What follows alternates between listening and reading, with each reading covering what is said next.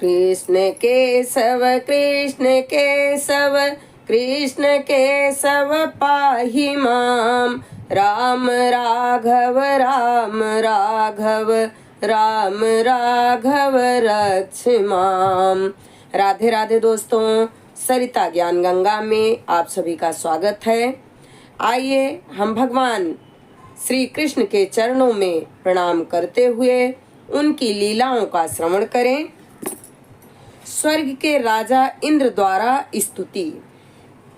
जब कृष्ण ने गोवर्धन पर्वत उठाकर इंद्र के कोप से वृंदावन वासियों को बचा लिया, तो उनके समक्ष गोलोक वृंदावन से सुरभि गाय तथा स्वर्ग से राजा इंद्र प्रकट हुए।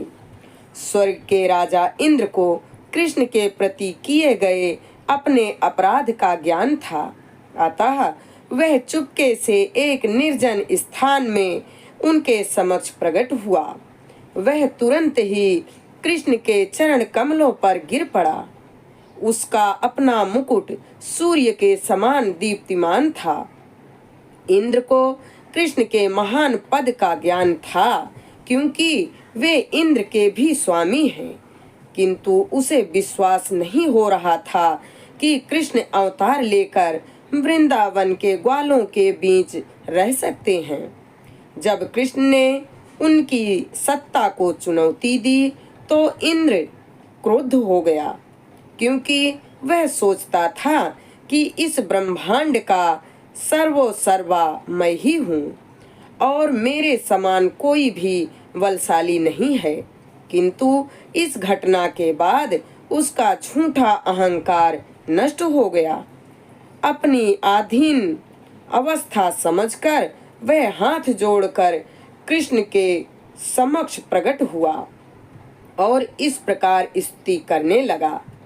हे प्रभु, मैं झूठे अहंकार के बस में होकर सोचा कि आपने ग्वालों को इंद्र यज्ञ करने से रोककर मेरा अपमान किया है और आप स्वयं यज्ञ की सारी सामग्री का भोग करना चाहते हैं। मैंने सोचा कि आप गोवर्धन पूजा के नाम पर मेरा भाग ग्रहण कर रहे हैं, अतः मैंने आपके पद को गलत समझा। अब आपकी कृपा से मैं समझ पाया हूँ कि आप परमेश्वर श्री भगवान हैं और समस्त भौतिक गुणों से परे हैं। हे स्वामी, आप इस दृश्य जगत के आदि पिता हैं।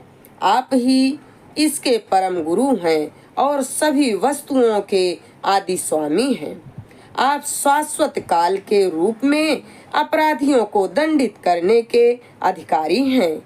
इस संसार में मेरे समान अनेक मूर्ख हैं जो अपने आप को परमेश्वर या इस ब्रह्मांड का सर्वे सर्वा मानते हैं। आप इतने दयालु हैं कि आप उनके अपराधों को स्वीकार न करके ऐसा उपाय निकाल लेते हैं कि उनका अहंकार दमित हो जाए और वे जान लें कि आप ही एकमात्र श्री भगवान हैं और कोई नहीं। हे नाथ, आप परम पिता, परम गुरु तथा परम राजा हैं। आप स्वेच्छा से इस धरा पर विविध शाश्वत शुभ रूपों में अवतरित होते हैं।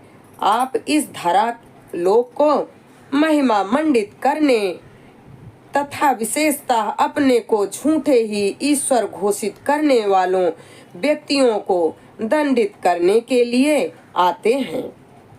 इस संसार में मेरे जैसे अनेक मूर्ख हैं, किंतु कालांतर में जब उन्हें ज्ञान होता है तो वे आपकी शरण ग्रहण करते हैं और पुनः आपकी सेवा में अपने को लगा देते हैं।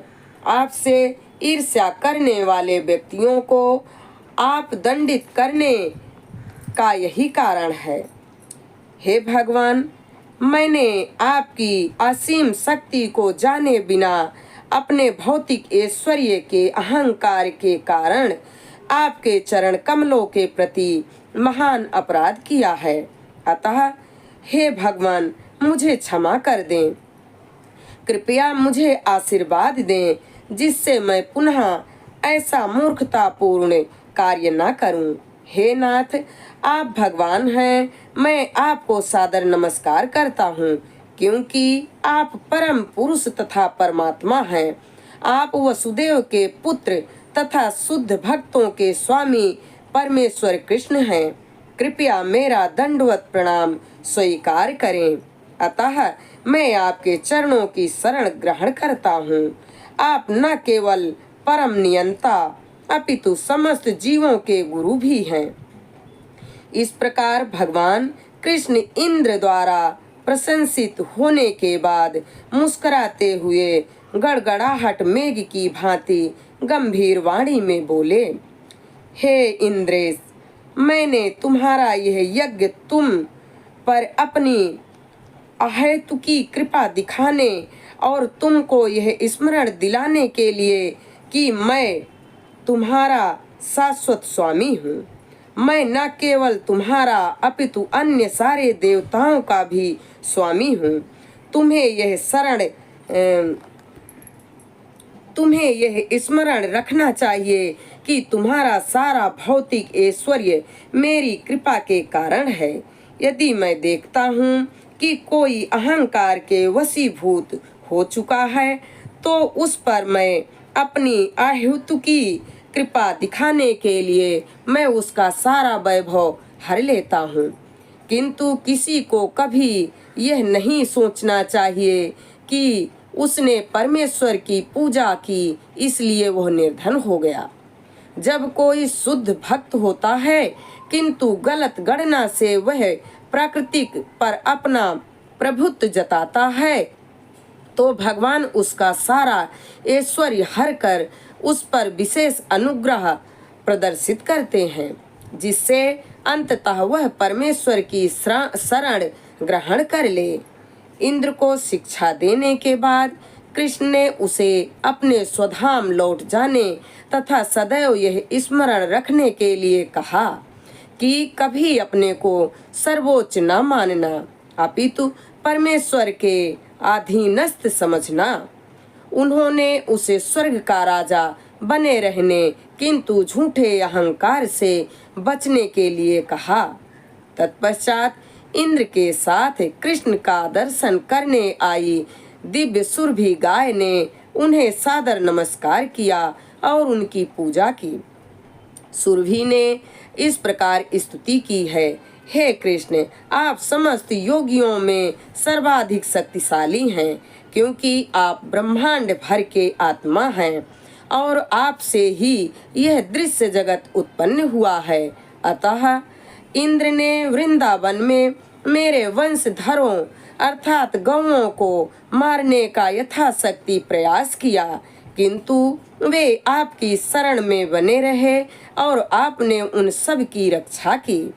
हम अन्य किसी को परमेश्वर नहीं जानती, न ही हम अपनी रक्षा के लिए किसी अन्य देवताओं के पास जाती हूँ। हे ब्रह्मांड के परमात्मा, मैं आपको अपने दूध से स्नान कराना चाहती हूँ, क्योंकि आप हमारे लिए इंद्र हैं। हे भगवान, आप ही इस पृथ्वी पर अशुद्ध कर्मों के भार को कम करने के लिए प्रकट होते हैं। इस प्रकार कृष्ण का अभिषेक सुरभि गाय ने अपने दुग्ध से तथा इंद्र ने अपने हाथी की सूंड द्वारा आकाश गंगा के जल से किया।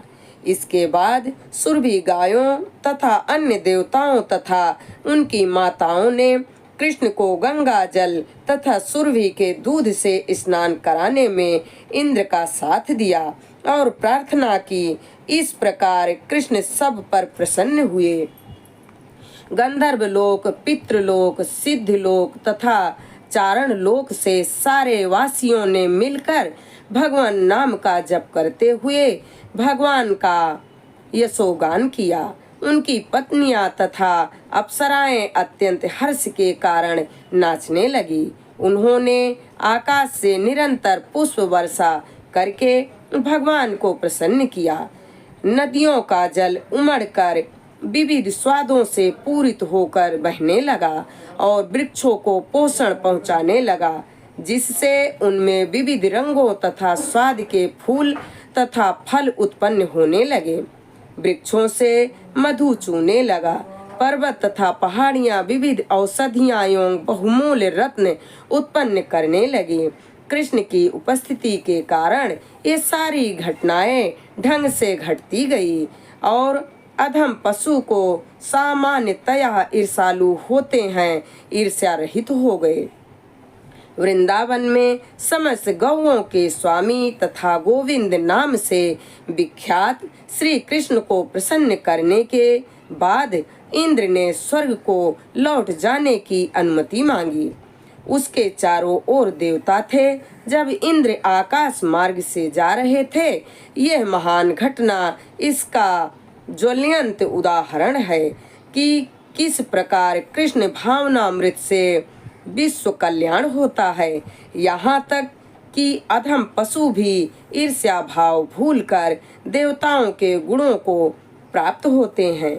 इस प्रकार लीला पुरुषोत्तम भगवान श्री कृष्ण के अंतर्गत स्वर्ग के राजा इंद्र द्वारा स्तुति नामक अध्याय का भक्ति वेदांत तात्पर्य पूर्ण हुआ। हरे राम राम राम हरे हरे, हरे कृष्ण कृष्ण कृष्ण हरे हरे। लीला पुरुषोत्तम भगवान श्री कृष्ण के चरणों में हमारा कोटि कोटि प्रणाम स्वीकार हो। श्री लक्ष्मी नारायण भगवान के चरणों में हमारा कोटि कोटि प्रणाम स्वीकार हो।